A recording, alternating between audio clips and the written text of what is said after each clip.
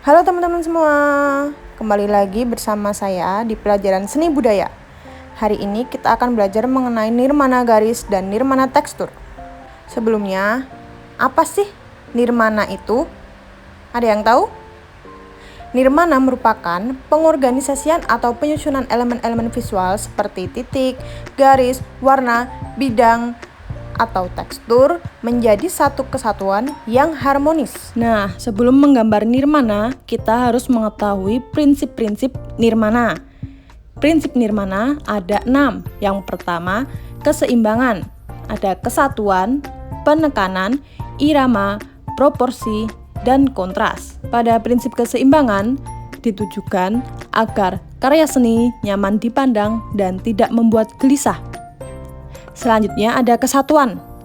Kesatuan merupakan penggabungan elemen-elemen seperti warna, tekstur, dan lain-lain sehingga menyatukan keseluruhan karya. Selanjutnya ada penekanan.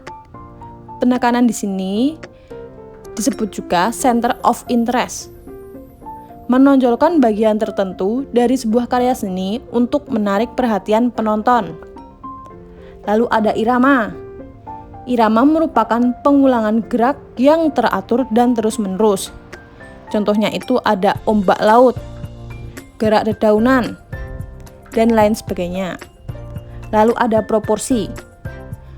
Proporsi ini bertujuan untuk mendapat keserasian dalam sebuah karya. Lalu ada kontras. Kontras ini menciptakan perbedaan yang menonjolkan tiap elemen karya seni, sehingga menciptakan fokus dan kedalaman. Oke, sampai di sini paham ya? Selanjutnya kita masuk pada unsur-unsur nirmana. Unsur nirmana ada 6. Yang pertama, titik, lalu ada garis, bidang, ruang, warna, dan tekstur. Unsur titik merupakan elemen terkecil dalam seni rupa. Dalam konteks karya seni, titik dapat menjadi fokus, membangun garis, atau bahkan menjadi bagian dari tekstur. Lalu ada garis. Garis merupakan elemen yang membentuk kontur dan struktur dalam karya seni.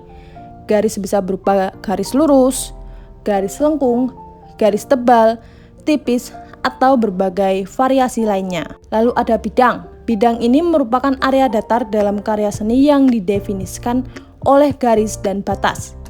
Ini bisa berupa permukaan 2 dimensi yang membentuk bentuk atau ruang dalam karya. Lalu ada ruang.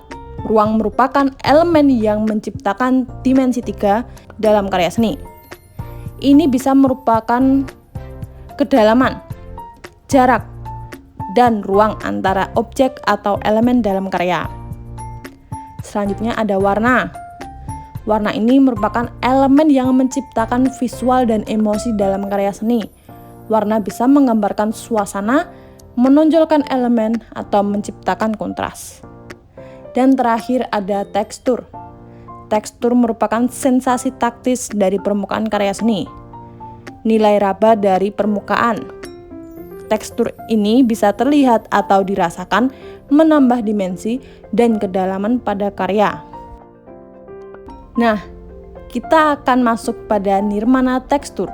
Tekstur merupakan elemen visual yang merujuk pada tampilan atau rasa permukaan dalam karya seni. Tujuan utama diciptakan nirmana tekstur ini untuk memberikan kedalaman, dimensi, dan perasaan ke permukaan atau benda, sehingga dapat mempengaruhi pengalaman visual. Nirmana tekstur dibagi menjadi 2 jenis. Ada tekstur nyata dan tekstur semu. Tekstur nyata merupakan apa yang dirasakan atau diraba dan dilihat adalah menunjukkan hal yang sama. Sedangkan tekstur semu merupakan suatu permukaan bila dilihat kasar namun ketika diraba halus. Nah, untuk membuat nirmana tekstur ini, kita harus mengetahui alat dan bahan. Bahan-bahannya bisa menggunakan cat, pasir, kertas, kain, dan lain-lain. Selanjutnya ada alat. Kita dapat menggunakan alat berupa kuas, pisau palet, garpu, atau benda-benda di sekitar kita. Ini ada contoh-contoh nirmana tekstur. Nomor 1, itu merupakan susunan daun dan susunan kayu, di mana kedua benda tersebut memiliki tekstur yang nyata, lalu ditempel-tempelkan ke dalam atau ke permukaan kanvas. Nah, yang kedua ini merupakan tekstur semu. Dia menggunakan cipratan cat ke atas permukaan kertas.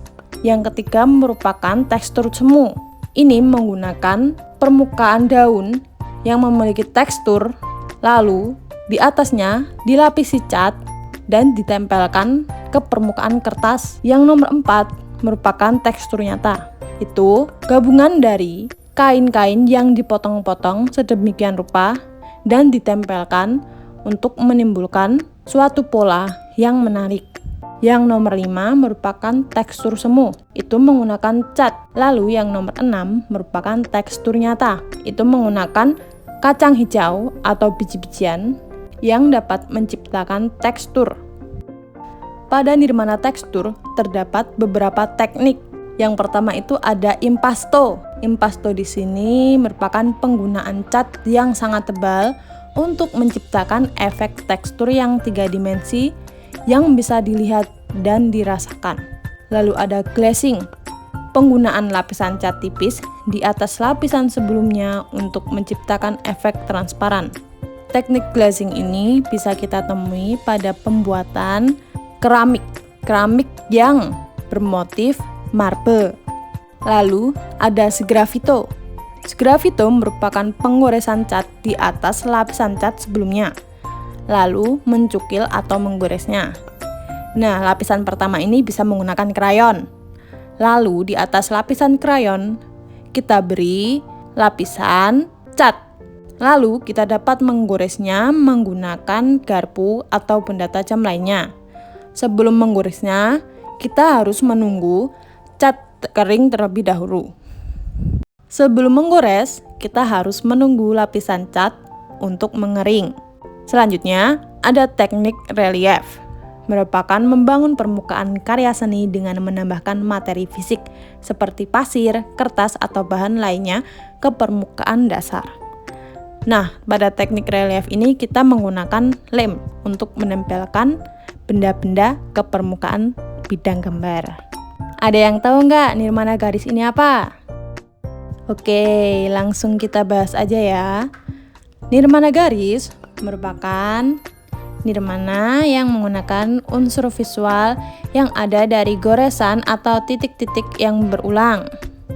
Nirmana garis ini muncul untuk upaya memperjelas sebuah bentuk atau gambaran sebuah objek. Nah, sebelum menggambar nirmana garis, kita harus mengetahui unsur-unsur penyusun garis. Yang pertama ada bentuk, lalu ada jumlah, arah, dimensi, jarak, dan kedudukan. Bentuk merupakan wujud atau siluet suatu objek dalam karya seni. Bentuk bisa menjadi geometris, lingkaran, segitiga, atau organik, alami, dan tidak teratur. Lalu ada jumlah. Jumlah ini mengacu pada banyaknya elemen dalam karya seni. Jumlah bisa menciptakan pola, ritme, atau mempengaruhi kesan visual dari karya.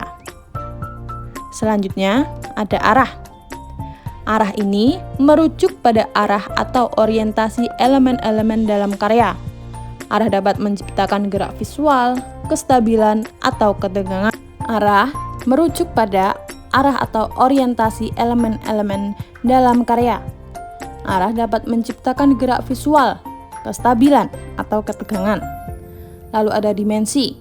Dimensi di sini menunjukkan kedalaman, baik dalam arti fisik 3 dimensi maupun dalam representasi 2 dimensi. Dimensi membantu menciptakan kedalaman visual dalam karya. Lalu ada jarak.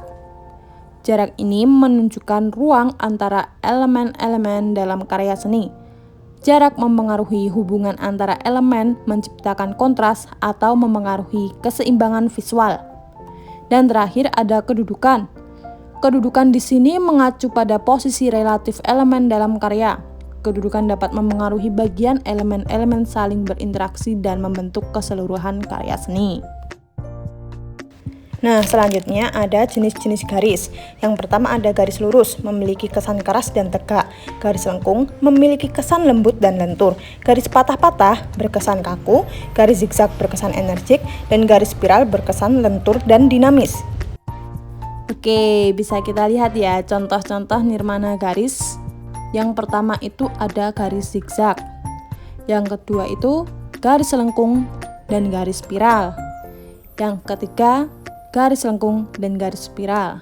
Lalu yang keempat, bisa masuk garis lurus, garis zigzag, maupun garis patah-patah. Yang kelima merupakan garis lurus.